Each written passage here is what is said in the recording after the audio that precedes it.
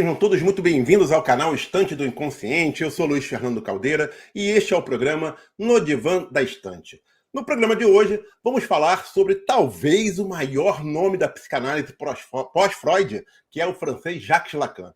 Para orientar os nossos estudos sobre a obra lacaniana, que muitas vezes intimida quem está começando, e explicar de forma clara e didática os principais conceitos deste autor, a nossa convidada da semana é a psicanalista Tatiana Whipple. Durante o nosso bate-papo, vamos tratar de conceitos como o grande outro, objeto A, real simbólico e imaginário, além também de falar um pouco sobre o excelente trabalho de formação continuada do Instituto Tatiana Whipple. Tatiana, muito bem-vinda ao canal. É um enorme prazer poder falar com você.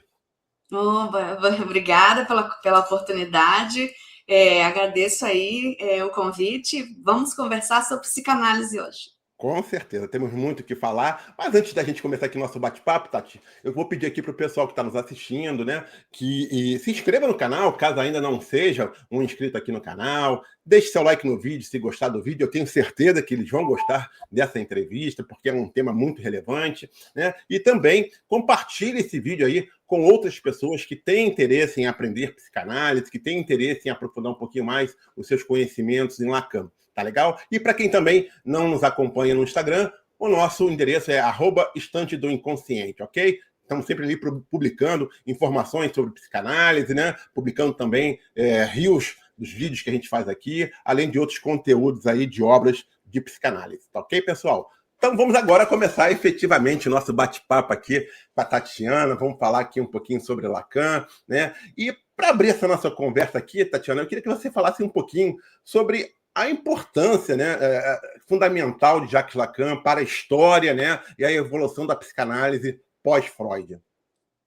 Bom, falar sobre o Lacan é sempre um desafio, porque o Lacan, além de ter sido um magnífico teórico, ele era uma figura que trouxe para a psicanálise muito mais do que a teoria psicanalítica. Ele trouxe um novo olhar, né?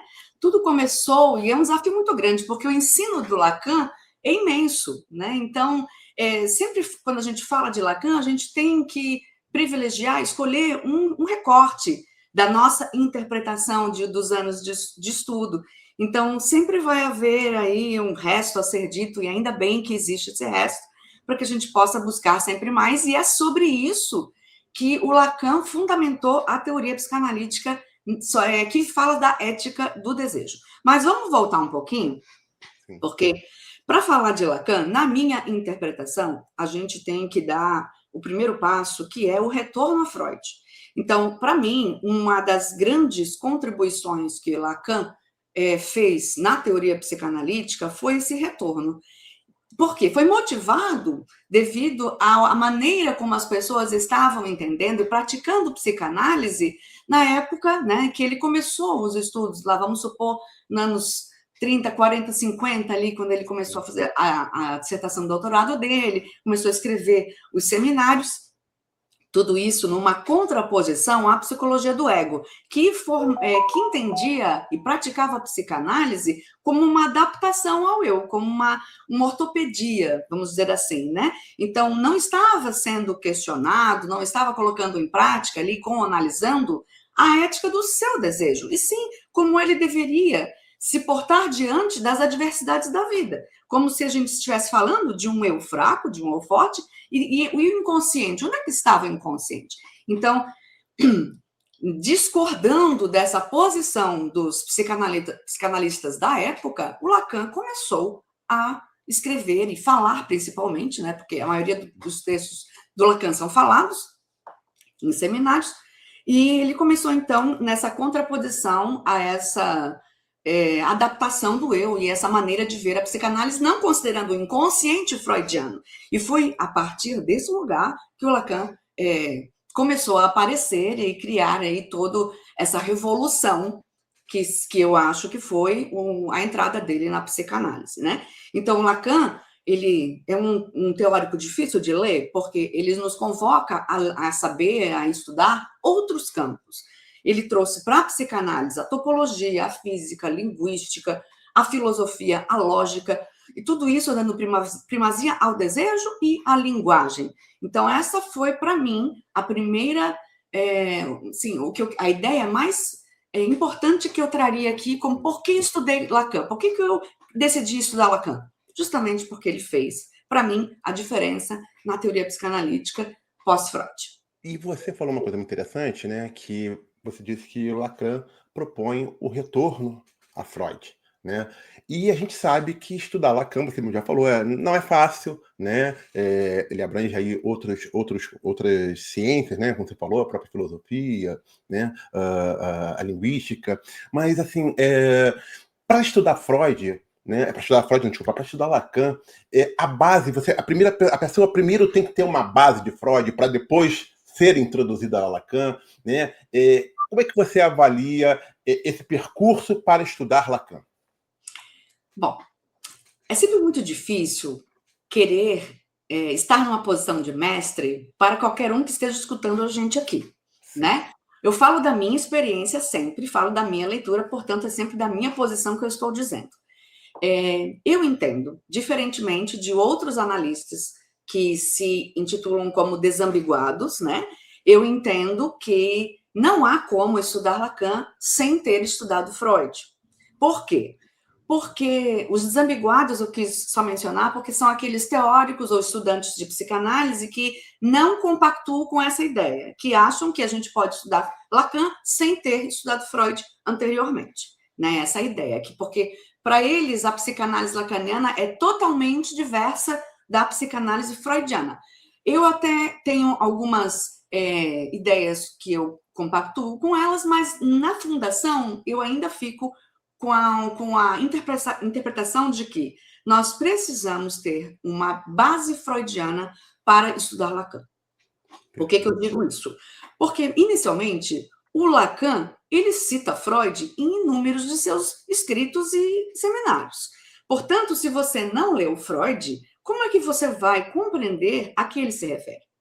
Então, não existe, na minha concepção, uma boa leitura sem Freud. Uma boa leitura de Lacan sem Freud.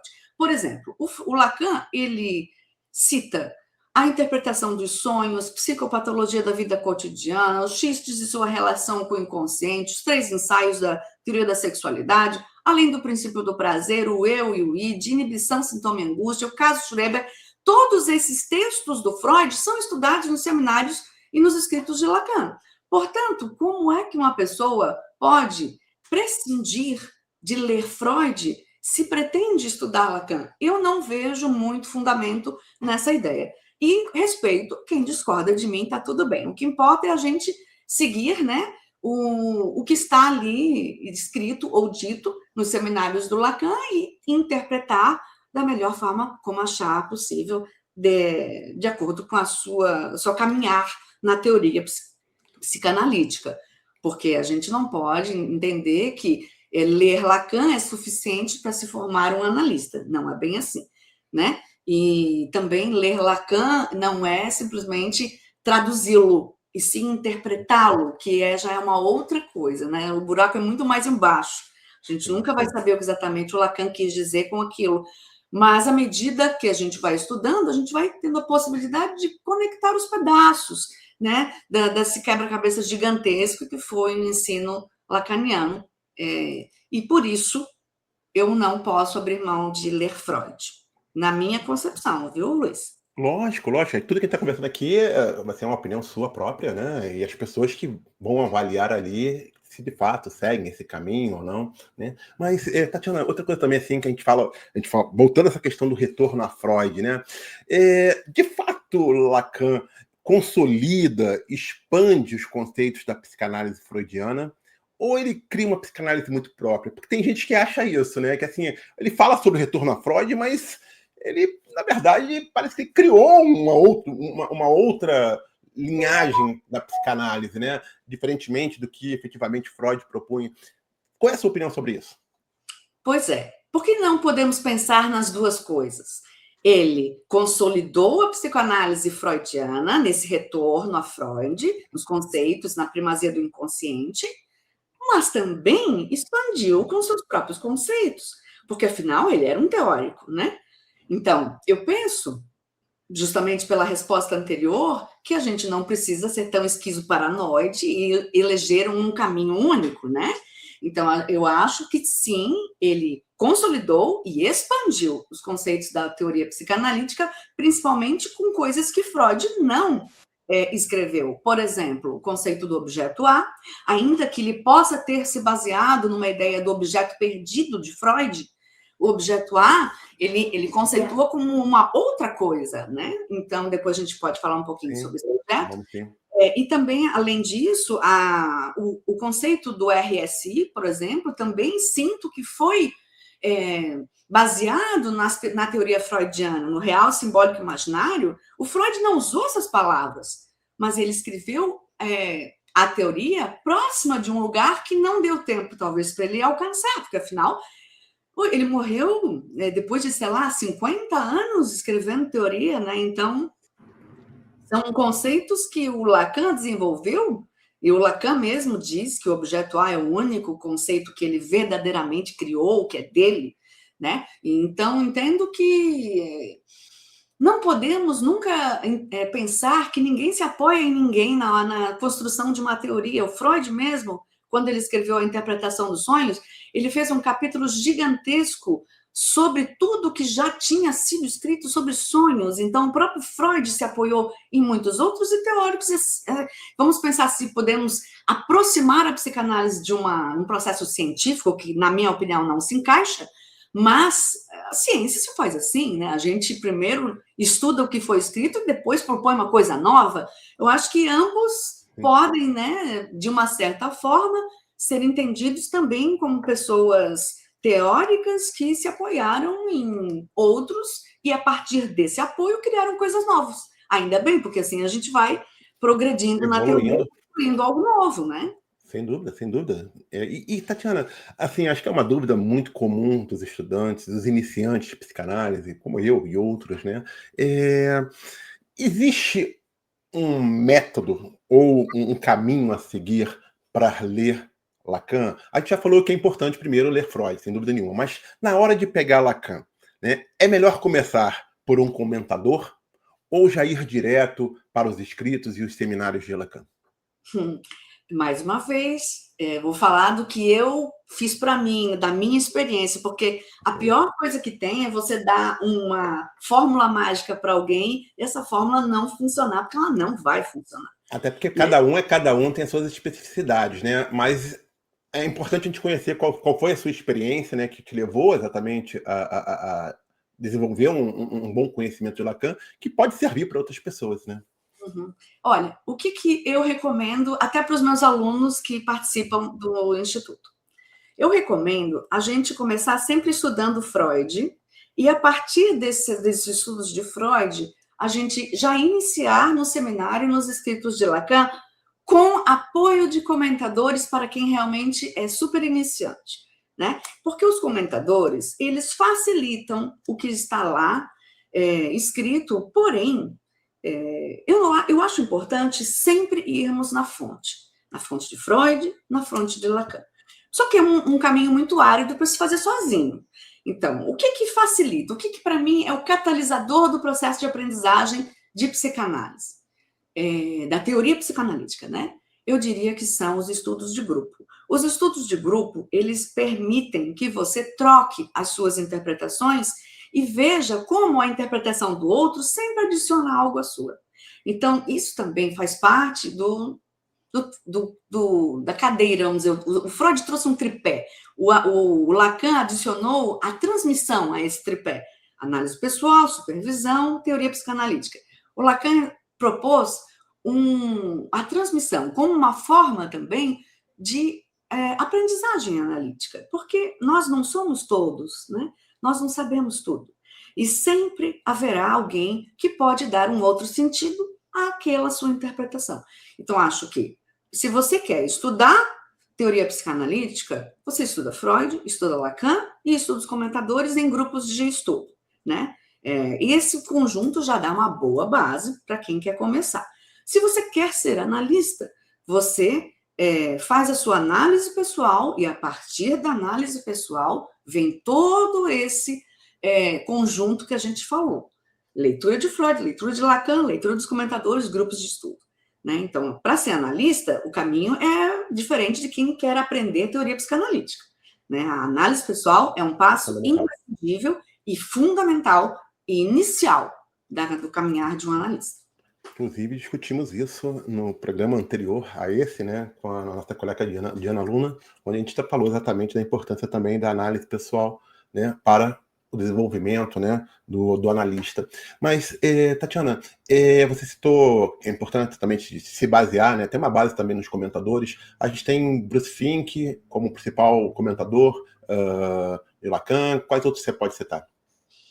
Colette Soler também já é um pouquinho mais, assim, não é tão simplificada quanto o Bruce Fink, ele fala muito, de forma muito didática, ele é bom para quem está começando, né? Ainda que, vejam, são comentadores, né? Então, a gente sempre lê o comentador e procura no original o que o comentador comentou para ver se existe ali uma vamos dizer assim, uma concordância, né? Então, eu gosto muito do Bruce Fink, eu gosto do Násio para algumas coisas também, para alguns textos. A gente tem alguns cursos do Násio lá no Instituto que a gente lê criticamente, porque, sabe, em psicanálise, a gente pode concordar, mas é muito bem-vindo discordar também, né?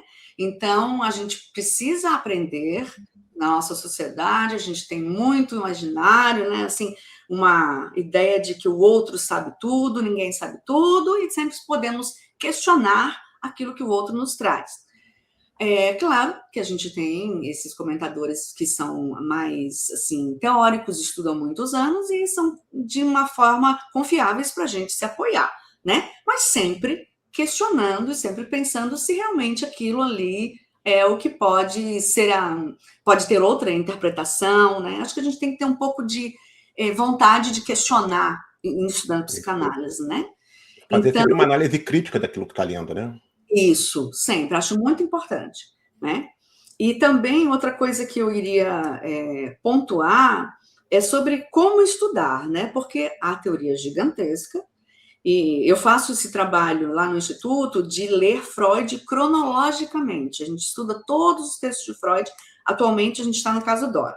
Então, a gente começou em 1895, lá no Projeto para uma Psicologia Científica, que é um texto que quase ninguém lê, e é muito importante porque ele faz a fundação dos próximos textos de Freud. Por isso que eu penso ser importante ler os autores cronologicamente. Isso é uma outra coisa que muitos analistas discordam, mas acho que, para mim, funcionou assim. Eu leio Lacan e Freud cronologicamente e vejo como os conceitos vão sendo transformados, mudados ao longo da teoria. Freud mesmo, né? No texto dos 3 ensaios sobre a teoria da sexualidade, ele coloca tantas notas de rodapé que fazem ali a reforma, né?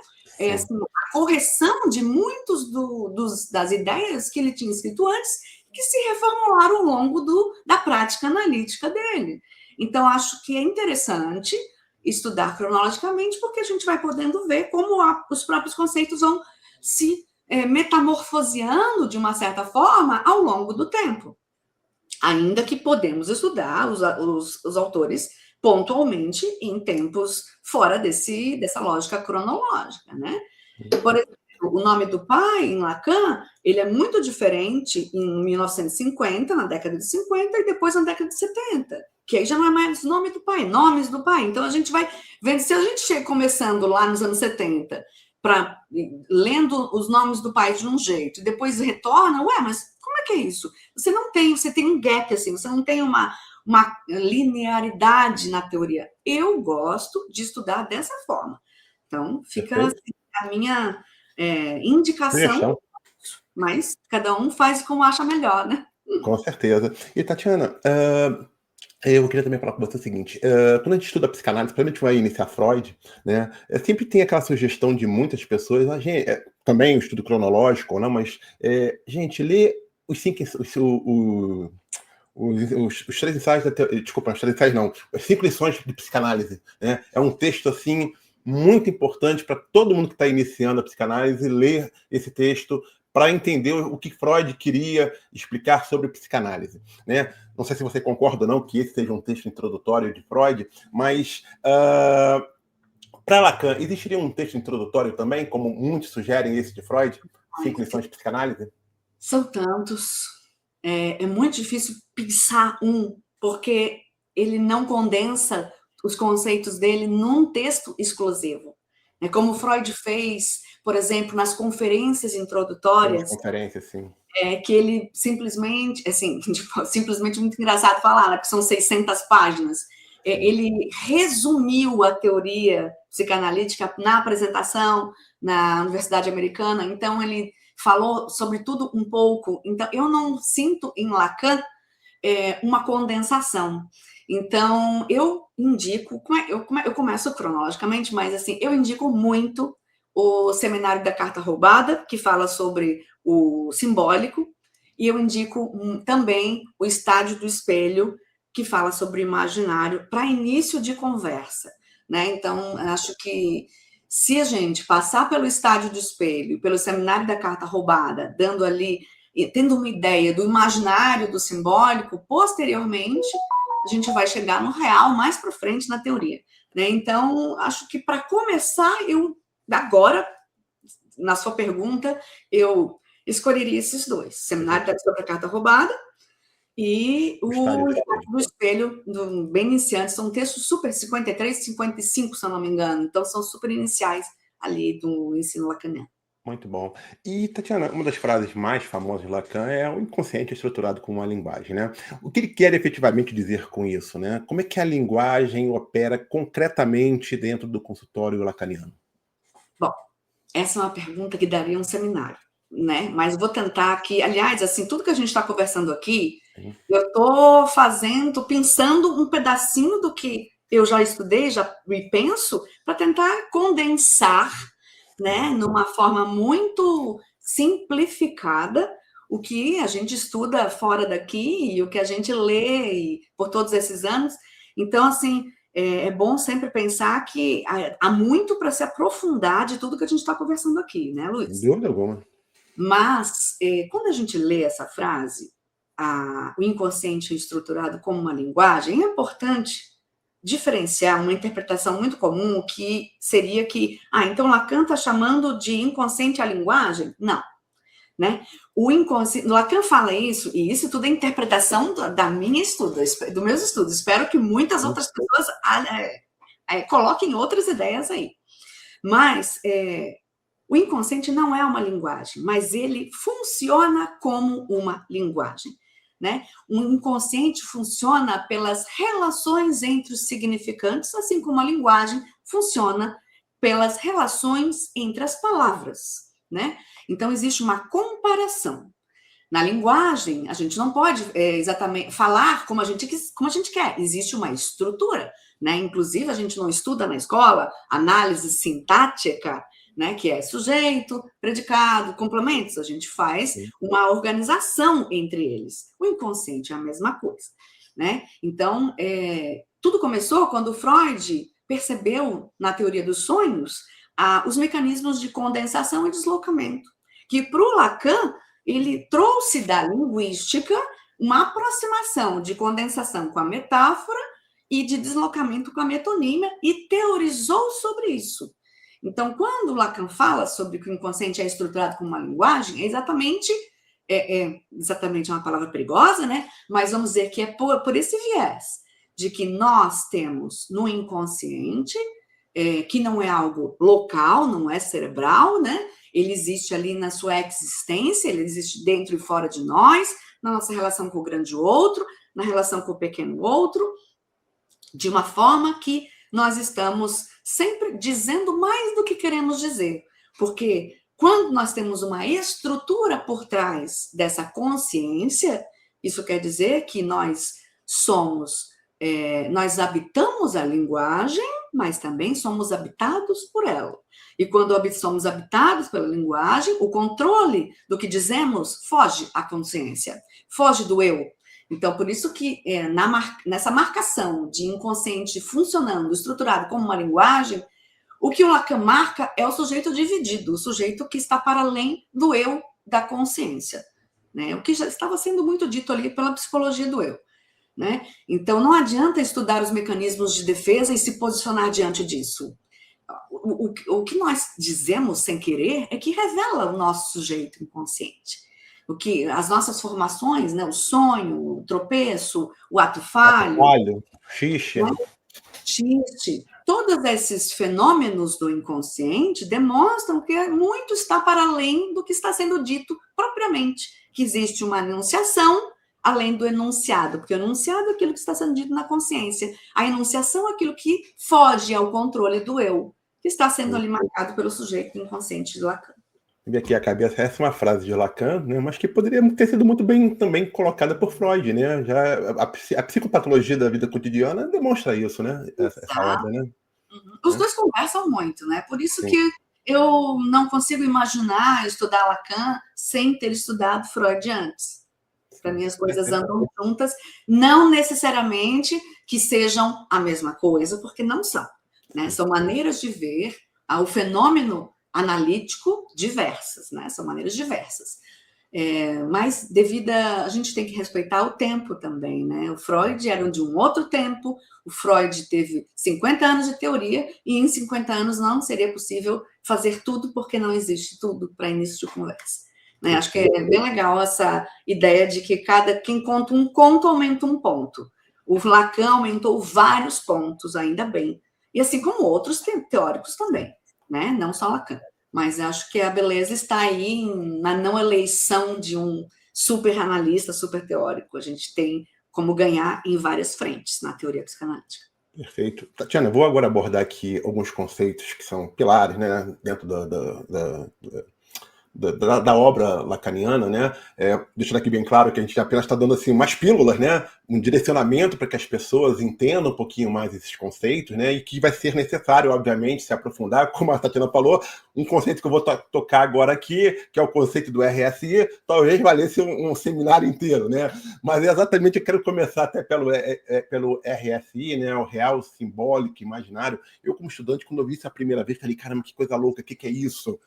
Tatiana, aqui quem tá assistindo aqui são pessoas exatamente como eu iniciei há um ano atrás, estudar psicanálise, né? Que às vezes não tem esse conhecimento de Lacan, mas que seria importante para que essa pessoa, pelo menos, tivesse uma pílula, né? Um conhecimento básico na hora de que for estudar Lacan, ou seja, por comentador, participar de um grupo, né, de estudos, ou até mesmo pegar uma das obras de Lacan.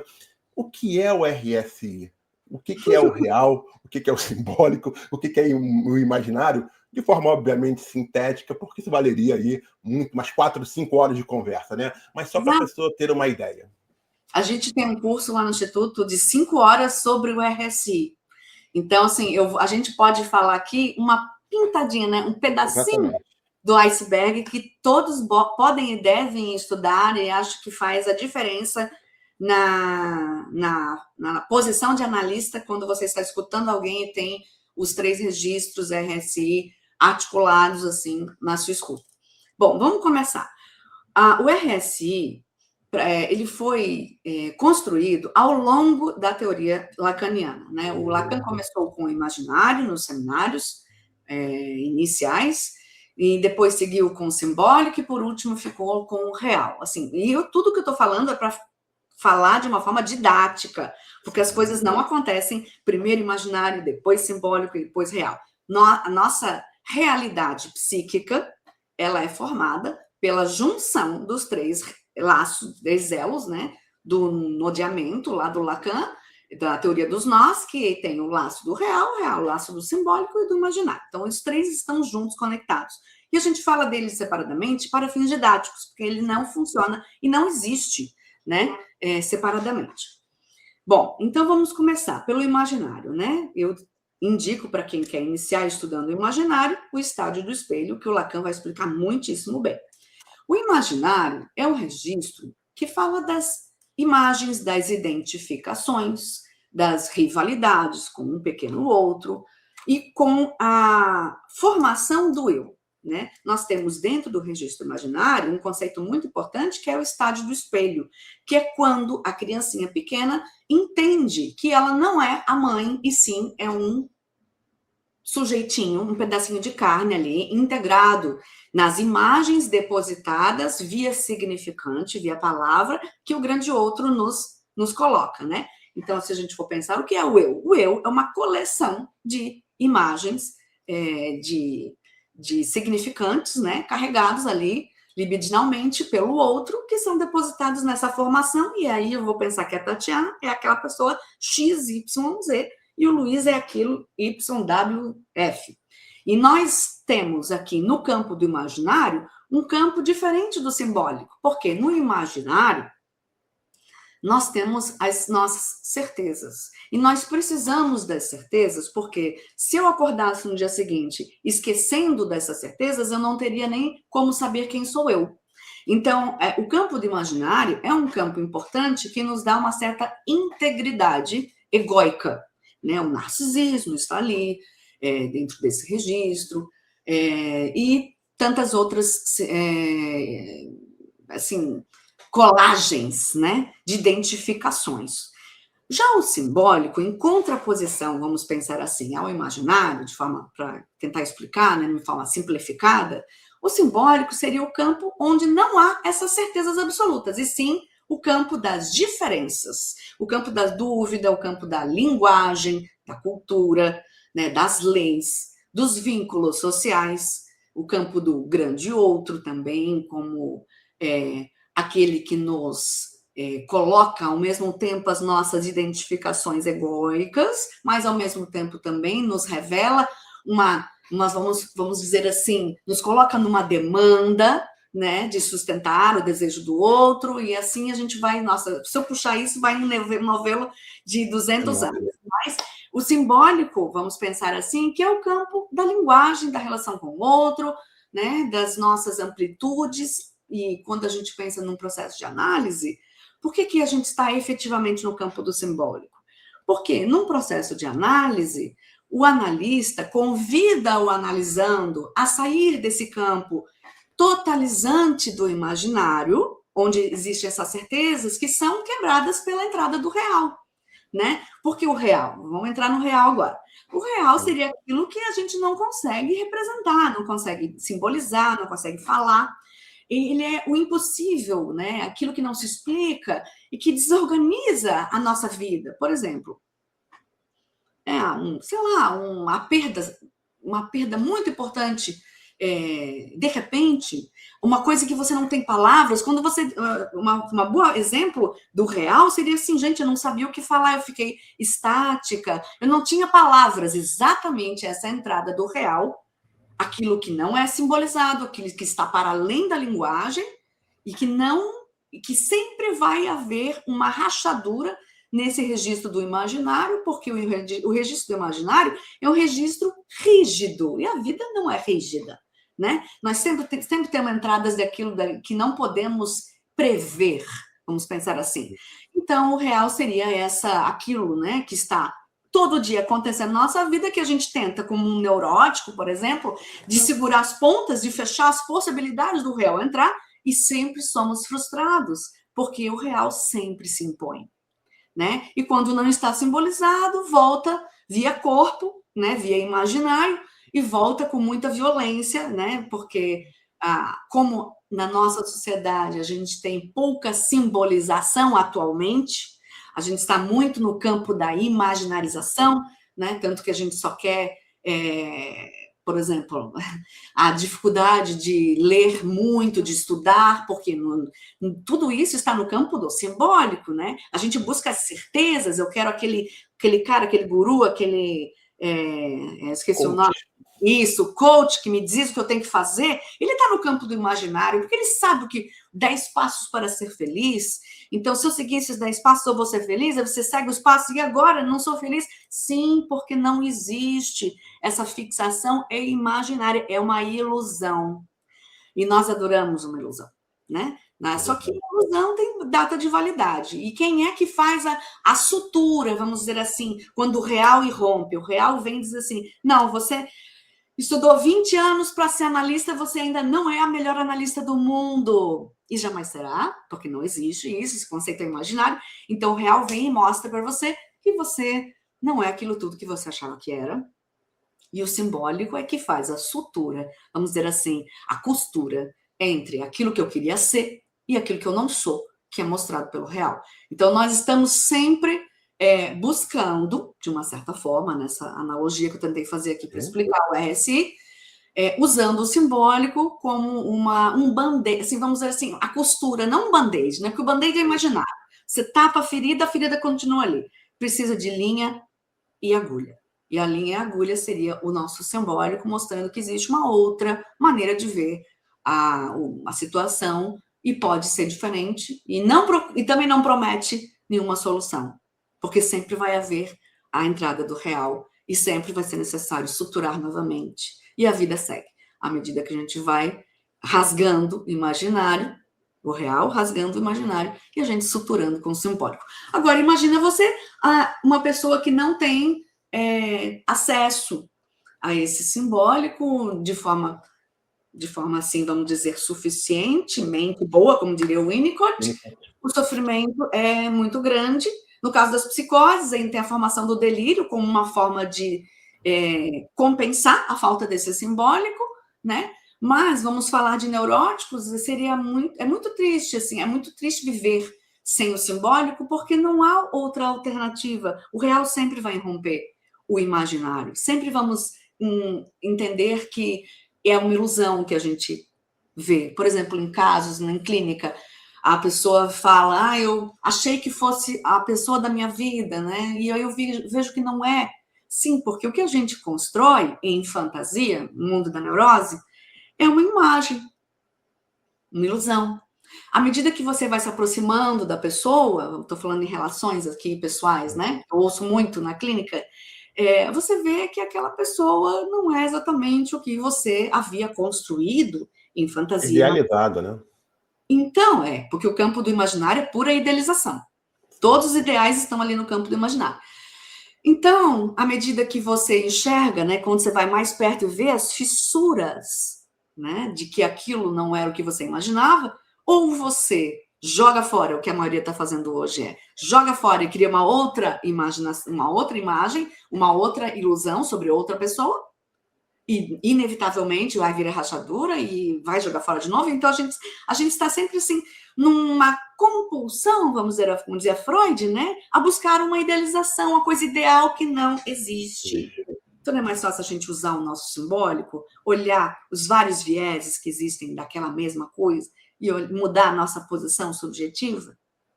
Esse é o convite de uma análise. Perfeito. Tatiana, vamos falar aqui de um outro conceito também aqui, que é o grande outro, né? Você já citou aí algumas vezes. O que é o grande outro?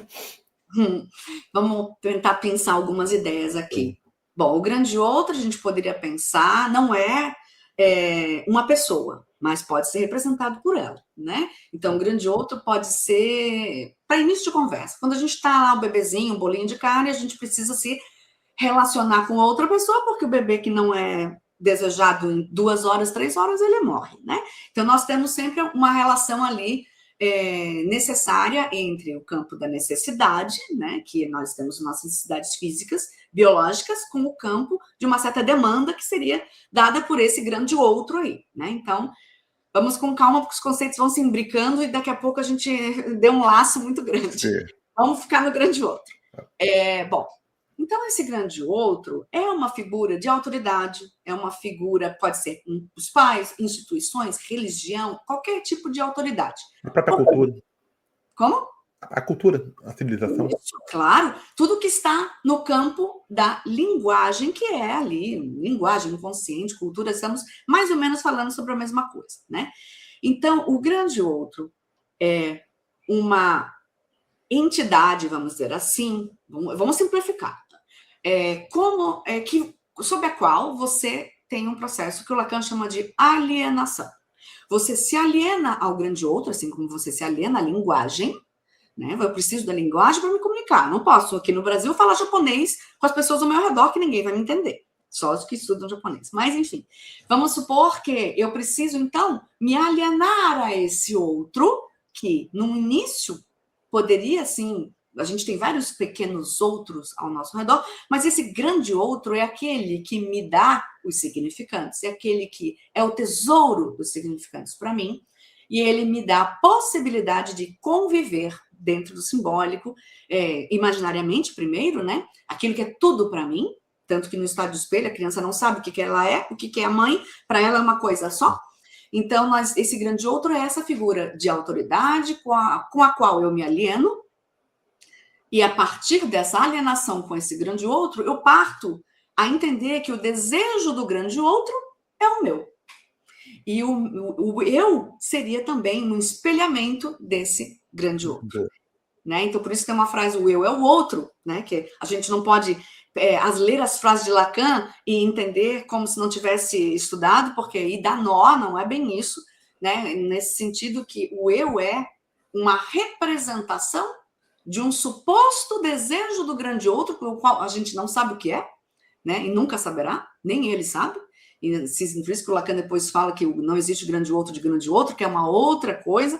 Mas, enfim, trazendo aqui para a palavra grande outro, né? Então, nós temos essa diferença nesse grande outro, com o qual ocorre a relação de assujeitamento, né? Cultura, linguagem, a mãe, como primeira pessoa, teoricamente, função materna, não é mãe como pessoa que porta a vagina, né? É a função materna.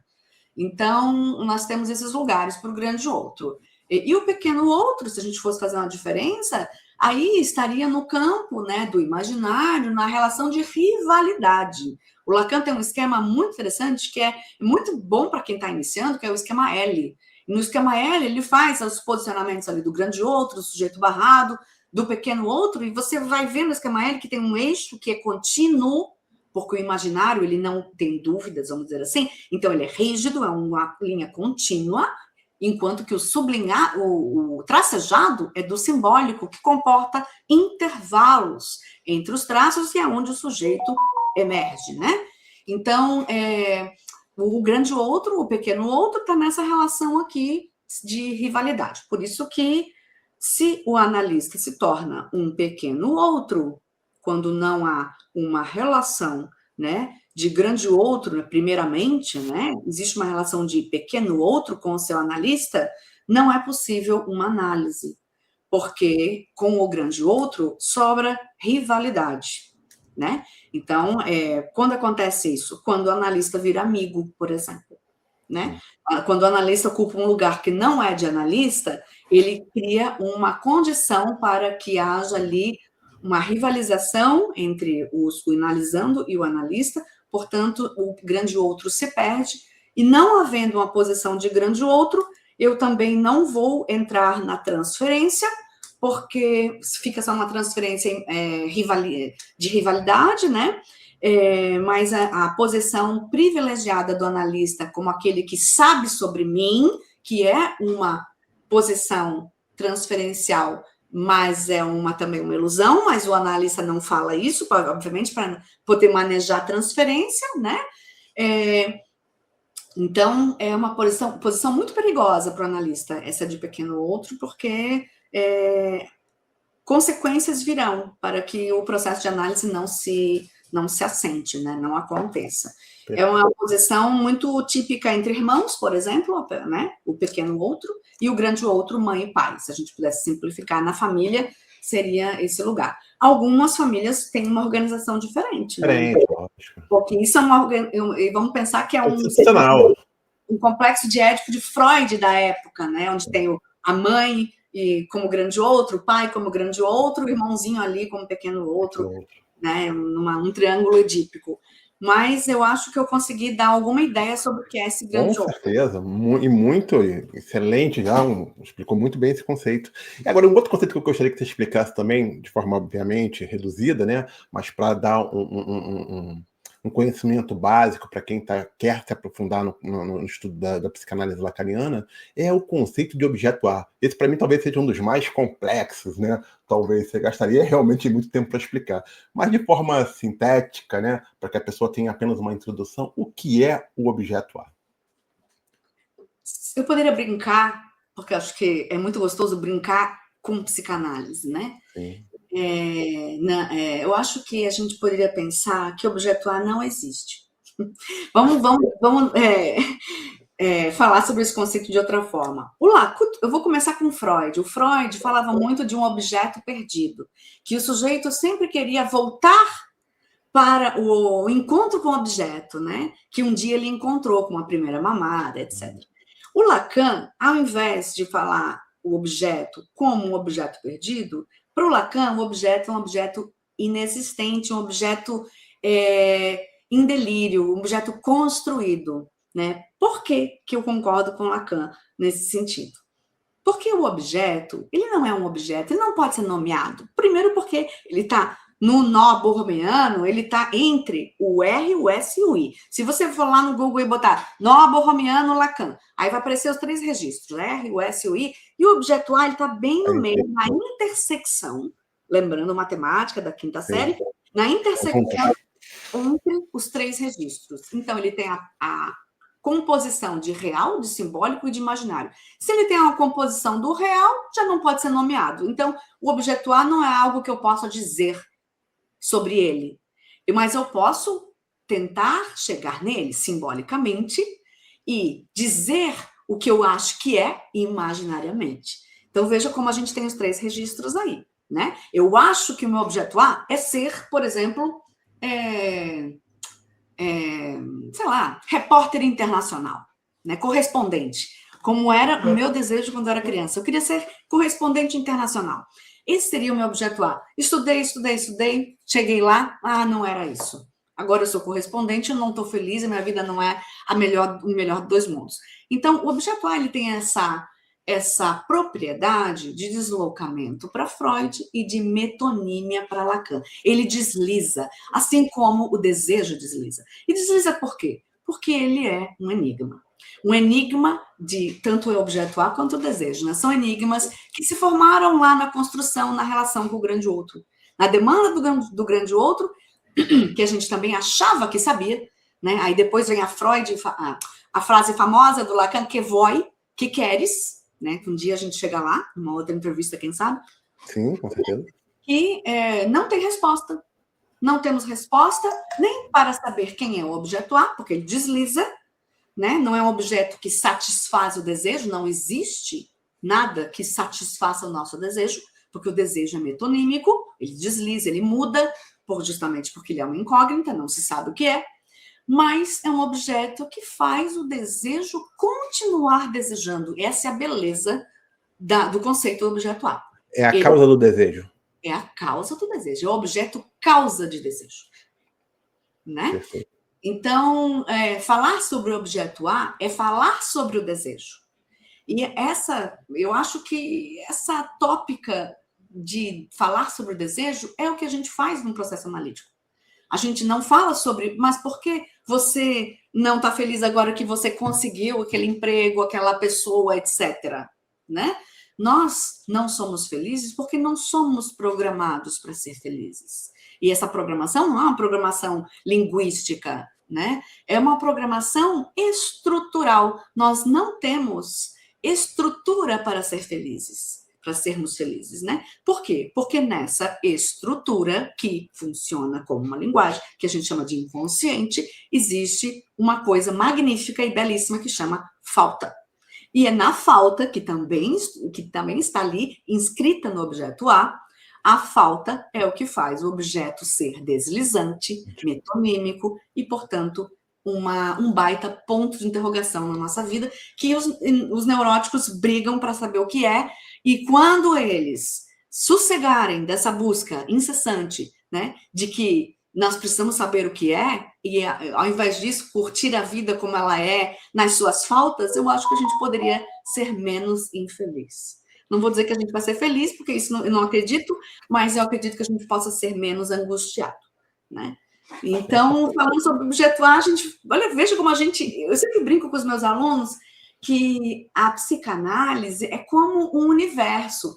Se você puxa o Sol para uma outra órbita, todos os planetas também puxam de um outro jeito, e você é uma coisa linda, um imbricamento de conceitos que é incrível, assim, de tudo que eu já estudei na minha vida, eu nunca vi uma teoria tão complexa quanto essa e tão maravilhosa, no sentido de fazer a gente pensar que nada precisa ser como a gente queria que fosse, mas pode ser possível, né? E aí a gente estaria brincando com esses 3 registros. Acho que é por isso que quando a gente começa a estudar psicanálise, a gente fica apaixonado, né?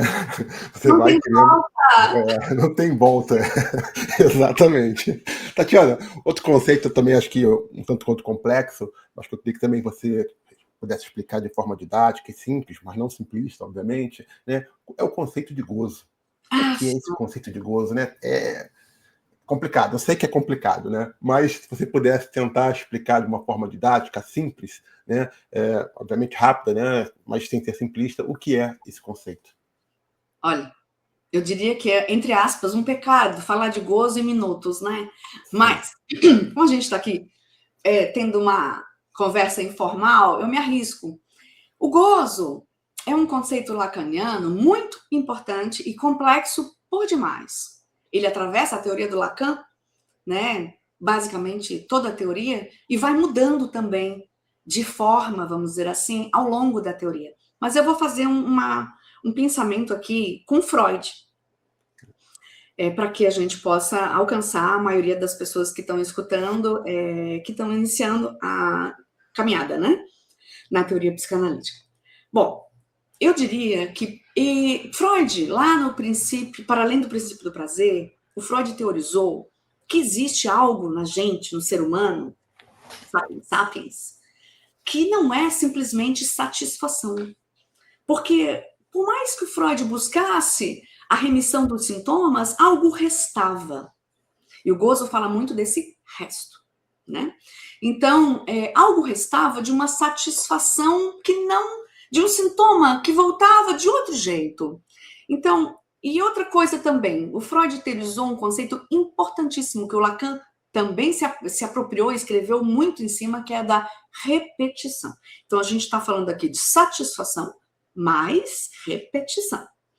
E a repetição, né, para o Freud, acontecia como uma compulsão, porque o sujeito ele tinha uma certa satisfação na repetição angustiante. Então, o Freud entendeu que o sujeito não tinha só satisfação com a realização pulsional, que na verdade nunca acontece, né? Não há pulsão que se satisfaça totalmente, é sempre parcialmente. Mas então ele pensou, bom, então as pessoas elas têm satisfação também no desprazer. Por isso que repetem, né? Repetem porque sempre existe um resto não satisfeito pulsional. Porque nós não conseguimos satisfazer a nossa pulsão totalmente, porque seria uma tentativa de chegar ao gozo. Essa satisfação pulsional totalizante é uma ilusão que a gente repete e ainda que a gente não se satisfaça, a gente tem desprazer também nessa tentativa de completude.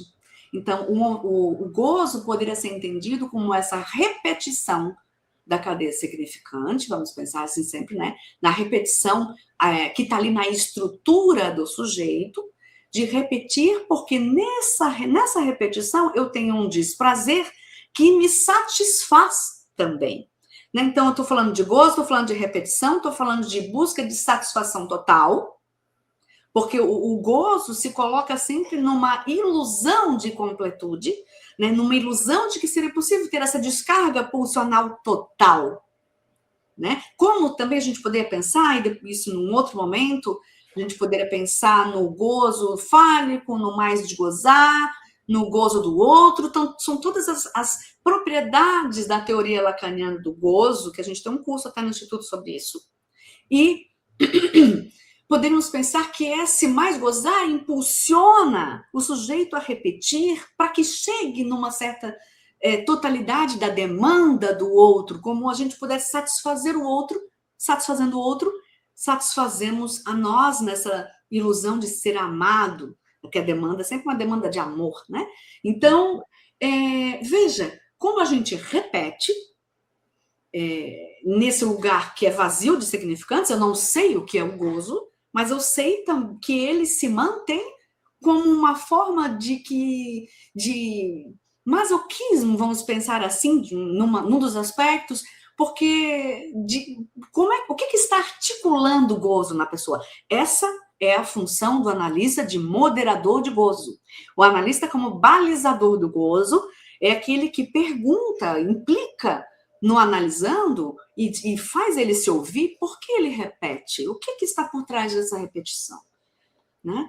Então, assim, em poucas palavras, e é muito raso, né? Infelizmente, o que eu trouxe, porque é muito mais do que isso, mas a gente precisaria de horas para falar. Lógico, Como eu só tenho alguns minutos, eu acho que é importante a gente pensar no gozo como uma mensagem para que a gente possa se ouvir e perguntar para nós mesmos por que é que repetimos. O gozo também fala daquele dedo podre que as pessoas falam, né?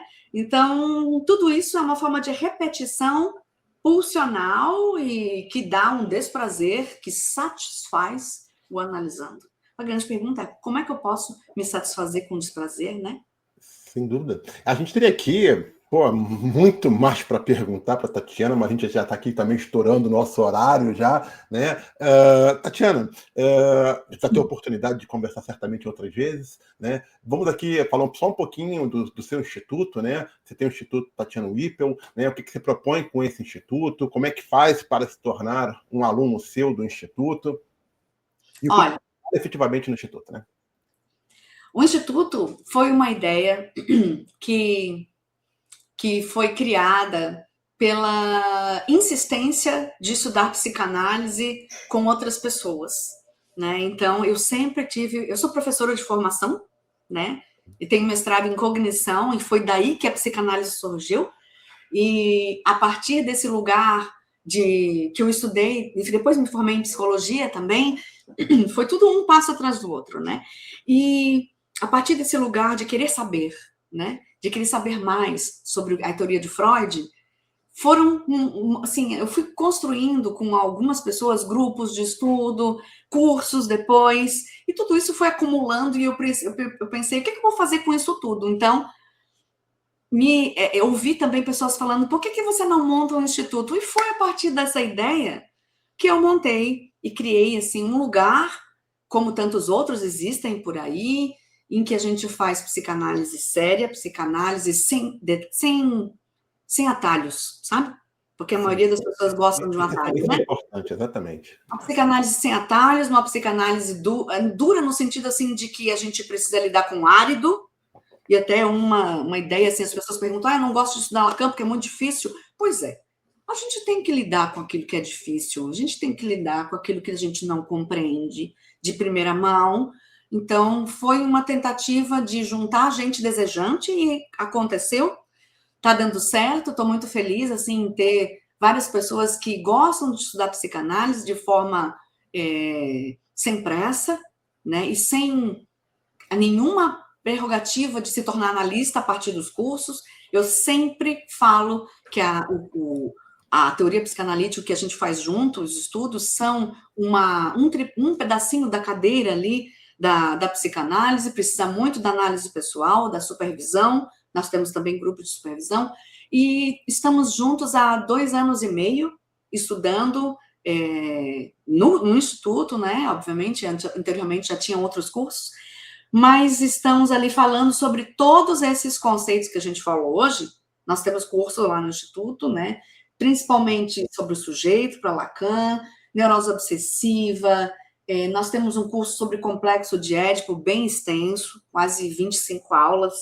E nós temos um grupo de clube do livro, também de psicanálise. Nós temos grupo de cinema, um cartel de cinema se formando. Até convido, tem 2 vagas ainda, quem quiser participar, fica muito à vontade. E para participar do Instituto, é só entrar em contato comigo, tem um perfil no Instagram, que é Psi Tatiana Whipple, e participar das atividades. A gente está lendo o Seminário 1, ao vivo, e também estamos com o estudo do Freud, lendo o caso Dora agora, ao vivo, e tem muita coisa gravada, são mais de 200 horas de curso, e eu estou bem feliz, assim, de fazer algo que eu gosto, que é estudar psicanálise, eu gosto muito, e falar, dividir, dar aula, são coisas assim que, como diria o professor Clóvis de Barros, eu acho que o sapo sapeia, a maré mareia, e eu gosto de falar sobre psicanálise, é a minha praia. Sem dúvida, sem dúvida. E essas aulas ficam gravadas. Quem não consegue assistir ao vivo, fica lá na plataforma, a pessoa assiste depois, não é isso? É assim que funciona, não é isso?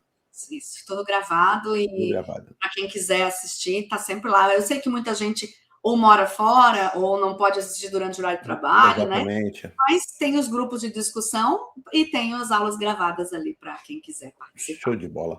Tatiana, para gente encerrar aqui, né, que conselho fundamental ou dica final você daria para o estudante principiante aí que está cruzando os portões da obra lacaniana, né, e deseja se tornar futuramente um psicanalista ético e rigoroso? A primeira coisa que eu falaria é, primeiro, não tenha pressa.